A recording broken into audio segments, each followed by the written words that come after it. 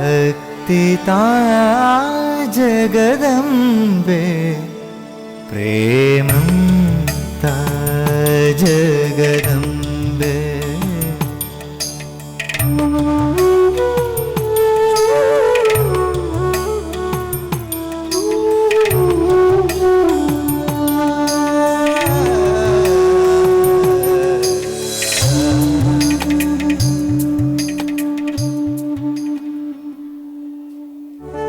പ്രേമസ്വരൂപം ആത്മസ്വരൂപമായിരിക്കുന്ന എല്ലാവർക്കും നമസ്കാരം.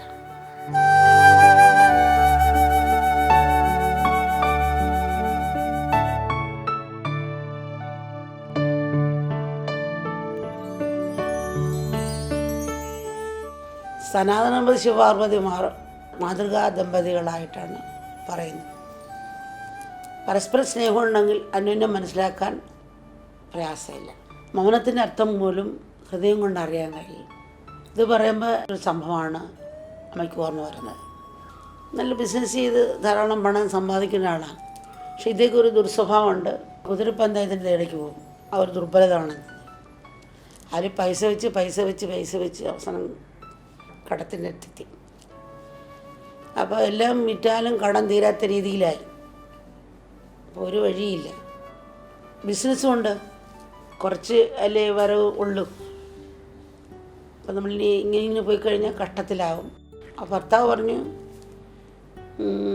ഇതിൽ ജീവിക്കുന്നതിനേക്കാളും മരിക്കുന്നതല്ലേ നല്ലത്. അപ്പോൾ ഭാര്യ പറഞ്ഞു, നമ്മളെങ്ങനെ പണക്കാരായി പ്രയത്നിച്ചല്ലേ പണക്കാരായത്.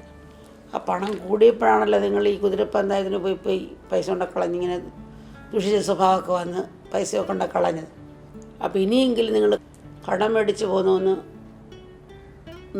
കുതിരപ്പന്തായത്തിൽ പോകുന്ന നിർത്തിക്കൂടെ? ഞാൻ കുതിരപ്പന്തായത്തിൽ പോകുന്ന നിർത്താം, പക്ഷെ ഞാൻ നിന്നോടൊരു കാര്യം പറയാൻ പോവാണ്. നീ ആഡംബര വസ്ത്രങ്ങളൊക്കെ വാങ്ങുമല്ലോ, അത് നിർത്തിക്കൂടെ ചോദിച്ചു. ഞാൻ നിർത്താം. ഇപ്പം നിങ്ങൾ കാറുണ്ട്, ഡ്രൈവറെ വെച്ചിരിക്കുന്നുണ്ട്. കാർ ഓടിക്കാൻ അറിയാമല്ലോ, ഡ്രൈവറെ കിട്ടിയിട്ട് നിങ്ങൾ തന്നെ വണ്ടി ഓടിച്ചൂടെ? അപ്പോൾ നമുക്ക് അത്ര പൈസ ഇല്ലല്ലോ, ഇപ്പം അങ്ങനെ ശ്രദ്ധിച്ചാൽ പോരെ? ഭർത്താവാണ് ശരി. നീ ഒരു കാര്യം, ഇവിടെ ജോലിക്കാരെ വെച്ചിരിക്കുന്നുണ്ടല്ലോ, ആ ജോലിക്കാരെ ഒഴിവാക്കി നീ തന്നെ അങ്ങ് ഭക്ഷണം പാചകം ചെയ്യേണ്ടതില്ല. നമ്മൾ ഇത്ര പേരല്ലേ ഉള്ളൂ. ശരി, ഞാൻ ജോലിക്കാരെ ഒഴിവാക്കാം. നിങ്ങളുടെ കാറ് കൂടിയ കാറാണല്ലോ, ആ കാറ് വിറ്റാൽ ഇത്ര രൂപ കിട്ടും. ആ കാറ് വിറ്റിട്ട് കുറച്ച് പൈസ കൂടെ മേടിച്ചിട്ട് സാധാരണ കാർ മേടിക്കാൻ പറ്റും. അപ്പോൾ ശരി, ഞാൻ വിറ്റിട്ട് സാധാരണയുള്ള കാർ മേടിക്കാം. പക്ഷെ ഒരു കാര്യം, നീ നിൻ്റെ കാറ് വിറ്റിട്ട് എൻ്റെ കാറിൽ യാത്ര ചെയ്താൽ മതി. അപ്പോൾ നമ്മുടെ ഒരു കാർ ഇപ്പം അത് ചെയ്യാമോ? അങ്ങനെ ചെയ്യാമെന്ന് പറഞ്ഞു. അങ്ങനെ രണ്ടുപേരും പരസ്പരം പറഞ്ഞത് കേട്ട് ആഡംബരം ഒഴിവാക്കിയിട്ട് രണ്ടുപേരും നമുക്ക് ബിസിനസ്സിൽ ഒന്നുകൂടെ ശ്രദ്ധിക്കാമെന്ന് പറഞ്ഞു. ഭാര്യ പറഞ്ഞപ്പോൾ ഓ ശരി, ശ്രദ്ധിക്കാം. ബിസിനസ്സിൽ ശ്രദ്ധിക്കാൻ തുടങ്ങി. അവൻ വളരെ ഉയർച്ചയുണ്ടായി. പഴുതിനേക്കാളും പണം സമ്പാദിക്കാൻ പറ്റി. നേരത്തെ മറ്റുള്ളവരെ നോക്കുമ്പോൾ ഭയങ്കര പാവപ്പെട്ടവരെ കണ്ട ഒരു പുച്ഛമാണ്, പിന്നെ പണക്കാരുടെ കൂട്ടുകൂടുള്ളൂ, അങ്ങനെ ഇവിടെ സഞ്ചരിക്കുകയുള്ളൂ, അതേ കാറുള്ള സ്റ്റാറ്റസുള്ള ആൾക്കാരുടെ കൂടെ യാത്ര ചെയ്യത്തുള്ളൂ, അതുപോലുള്ള ക്ലബിൽ ആൾക്കാരുമായിട്ട് ഫ്രണ്ട്സാണ്.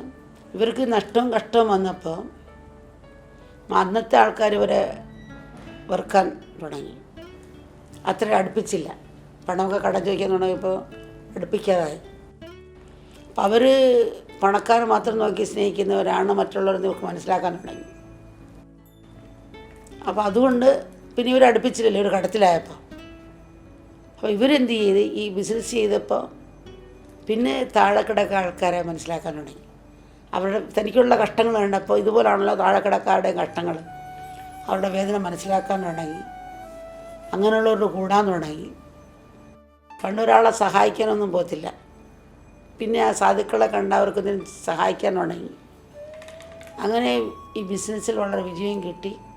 കാരുണ്യമുള്ളൊരു മനസ്സും ഉണ്ടായി. അവരെ എല്ലാവരെയും ആ ഗ്രാമവാസികൾ സ്നേഹിക്കാൻ തുടങ്ങി. എന്തെങ്കിലും ഉണ്ടെങ്കിൽ കുറച്ച് വാങ്ങിച്ച് പട്ടിണി കിടക്കുന്നവരെ മനസ്സിലാക്കി ആ ഗ്രാമത്തിൽ കൊടുക്കാൻ തുടങ്ങി. അങ്ങനെ ഗ്രാമവാസികളുടെ സ്നേഹമായി, സന്തോഷമായി. ആ കുടുംബത്തോടൊത്തും ചുറ്റുപാടുള്ളവരും അവരെ സ്നേഹിക്കാൻ തുടങ്ങി. സന്തോഷമായി ജീവിച്ച്, അത്ര ടെൻഷനും ഇല്ല. മറ്റേ കൂടി കൂട്ടുകാരാകുമ്പോൾ ഇപ്പോൾ അതിനേക്കാളും കൂടുതൽ കാർ മേടിക്കണം, അതിനേക്കാളും വലിയ ഡ്രസ്സ് ഇടണം, അങ്ങനെ ഓരോന്ന് ടെൻഷൻ മാത്രമായിരുന്നു. ഇപ്പം ടെൻഷനുമില്ല. എല്ലാവരും പരസ്പരം അന്വേഷിക്കാൻ തുടങ്ങി, സ്നേഹം ഐക്യമായി. മറ്റേത് അദ്ദേഹം എപ്പോഴും അമ്പലത്തിൽ പോകത്തില്ല, കുട്ടികളെ ഇങ്ങനെ ക്ലബ്ബുകളിൽ കൊണ്ടുപോവുക, അങ്ങനെയൊക്കെയുള്ള സംസ്കാരങ്ങൾ, അതേപോലുള്ള കുടിക്കുക, നൃത്തം ചെയ്യുക, അങ്ങനെയൊക്കെ പോയിക്കൊണ്ടിരുന്നതാണ്. അപ്പോൾ ദുഃഖം വന്നപ്പോൾ അമ്പലത്തിൽ കുഞ്ഞുങ്ങളെ കൊണ്ടുപോയി കുട്ടികളിലും ആ സംസ്കാരം വളർത്തി കൊടുത്തു. ആത്മീയമായി കുഞ്ഞുങ്ങളും മനസ്സിലാക്കി.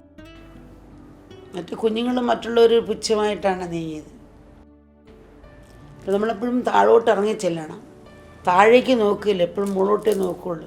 മറ്റുള്ള ഹൃദയം അറിയുന്നില്ല. കുഞ്ഞുങ്ങൾക്കൂടെ മൂല്യങ്ങൾ കൊടുക്കണം. ഇപ്പം മൂല്യം കൊടുത്താലും അവർ ചിലവർ തിരിഞ്ഞ് കുറേക്ക് പോയാലും ഉള്ളിൽ കിടക്കുന്നുണ്ട്. തീപ്പൊരു പോലെ ഉള്ളിൽ അണയാതെ കിടപ്പുണ്ട്. അതിന് കുറച്ച് ചാരം വീണാലും പിന്നെ അവർ കുതിച്ച് പിന്നിൽ തിരിഞ്ഞ് വരുന്നവരുണ്ട്. ആൾക്കാർ തിരിഞ്ഞു വരും, പിന്നെ ആത്മീയത്തിൽ തിരിഞ്ഞു വരും. ഇപ്പോൾ കുട്ടികളിൽ ചെറുപ്പത്തിൽ തന്നെ അമ്മമാർ കൊടുത്തിരിക്കണം. അവർക്ക് കാറോ സ്കൂട്ടറൊക്കെ മേടിച്ച് കൊടുത്തു. പക്ഷേ നിർബന്ധമായും ആത്മീയത മനസ്സിലാക്കി കൊടുത്താൽ അവിടെ മനസ്സിനെ എയർ കണ്ടീഷനാക്കാൻ പറ്റുള്ളൂ. മറ്റു സ്വർണം കൊണ്ടുള്ള കൊട്ടാരം കൊടുത്താലും മനഃശാന്തി ഉണ്ടെങ്കിലും ഉറങ്ങാനൊക്കെ ഉള്ളൂ. മറ്റവൻ്റെ വേദന അറിയണം, കഷ്ടപ്പാട് അറിയണം. എപ്പോഴും ഏത് കഷ്ടത്തിലും ഏത് പരിധി പരമാത്മാവിനെ മുറുകെ പിടിക്കുക. ദുഃഖം വന്നപ്പോൾ ഈശ്വരനെ വിളിക്കാൻ തുടങ്ങി, ഈശ്വരതത്വം ഗ്രഹിക്കാൻ തുടങ്ങി, കാരുണ്യം തുടങ്ങി, സഹായിക്കാൻ തുടങ്ങി. വിജയവും വന്നു. കുടുംബത്തിൽ നിന്നാണ് ആ സ്നേഹം ഐക്യം ഉണർത്തിയെടുത്ത് അത് നിറഞ്ഞു കഴിഞ്ഞ് ഭൗതികവും ആത്മീയമായി അവർ വിജയിച്ചു.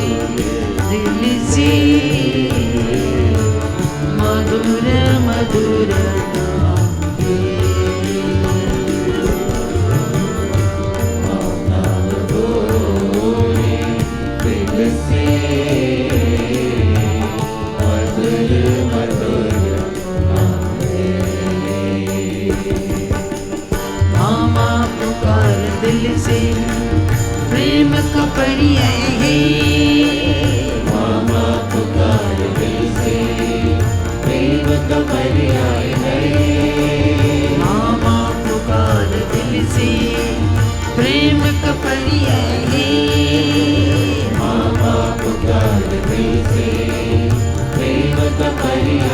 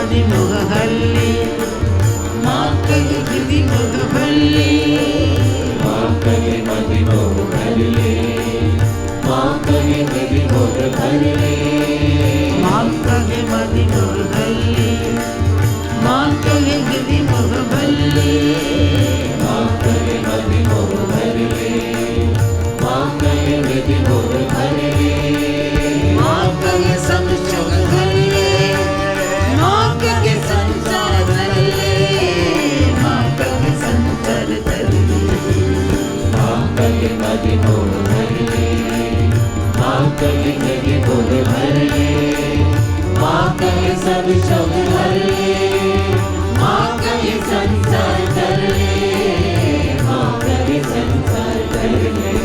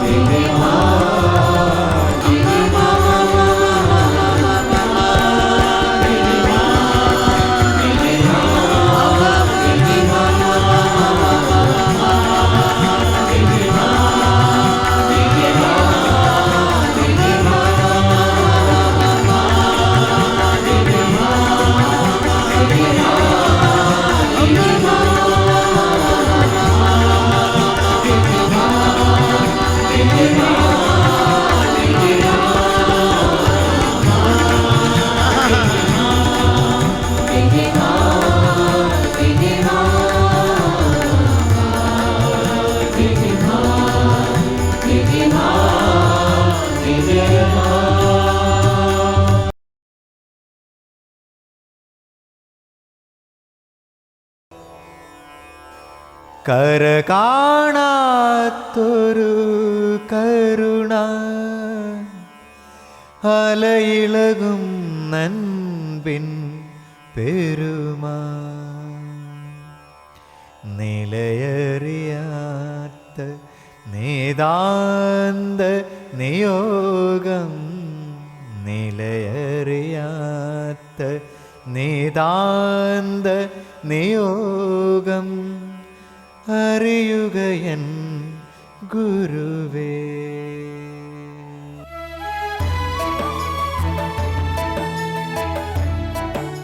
My question is, reading the ashram's motto, Tyageneke Amritavarsham, only by renunciation can immortality be attained. I always was surprised by its meaning that can seem a little bit serious when Amma is always so full of joy. Can you please explain this sentence in the light of your satsang? It's very simple and understandable. It means the world is God's clothing. It's God's dress, the world. It's like the dress you are wearing and the dress I am wearing or anyone else is wearing, and just beneath the clothing is me. Correct? So, just beneath the appearances, the names and forms that we see, it is God. You may call, some people American, Indian, Eskimo, or African, Italian, or some the trees, plants, animals, lions, deer, fish, plants, flowers. What you see externally is just the clothing of God. And just beneath this appearances, names and forms we see, it is God, it is the one and only consciousness, and it is oneness. So the scriptures instructs us to look beyond or beneath the clothing. Truth is beyond that or beneath that. So it is God, the substratum, the totality. Like Amma says, when someone gives you a banana, for example, what do? Will you eat it along with the skin? No. You peel it, right? You peel it, throw away the outer skin, and then what do you say? What do? You eat the real fruit. Correct? So likewise here in the scriptural dictum, Tyageneke Amritavarsham, the sage is asking us to see through the external appearances and see God.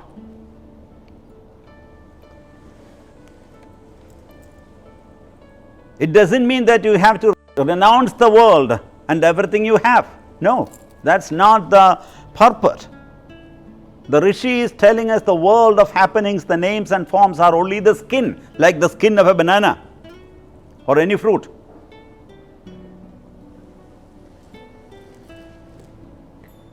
So the real fruit, the real essence, the reality is inside.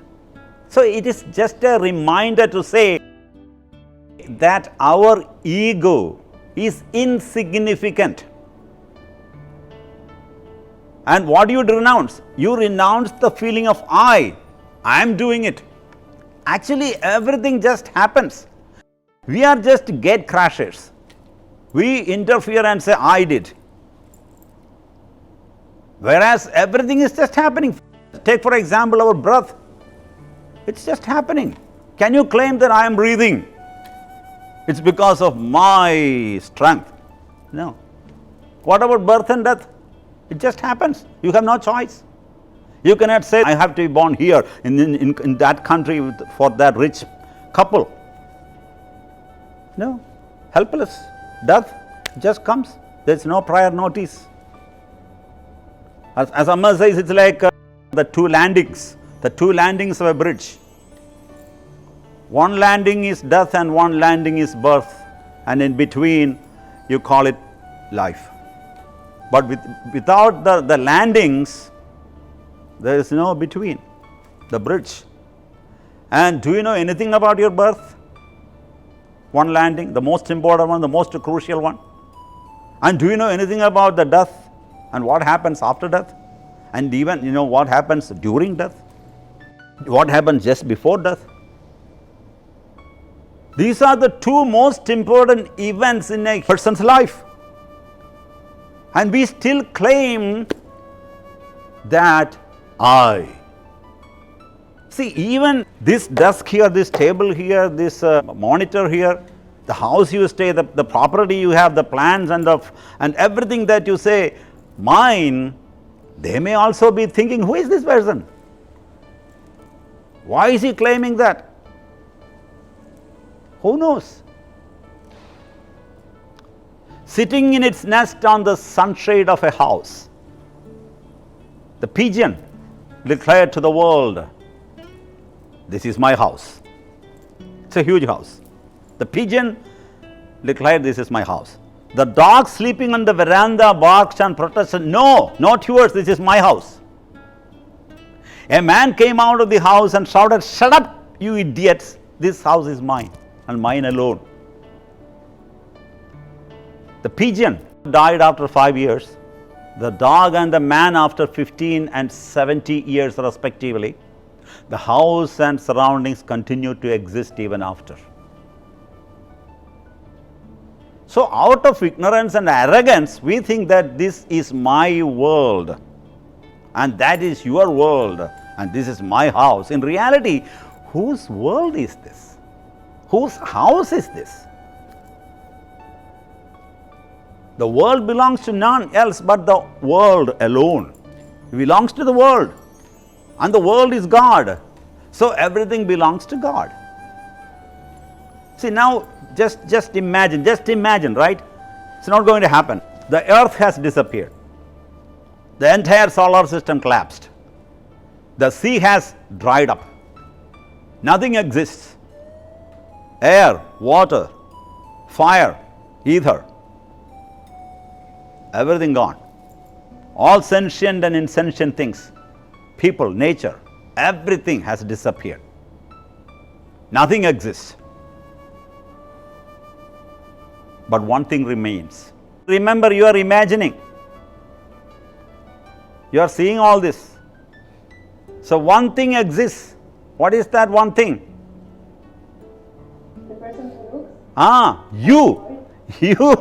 You exist. You are imagining that everything has gone. And that's the truth. That witness is the truth. I, the universal consciousness. So, this is to say that the bloated up ego that you carry around is nothing. Nothing. Insignificant. It's like a bubble, as Amma says, can burst at any time.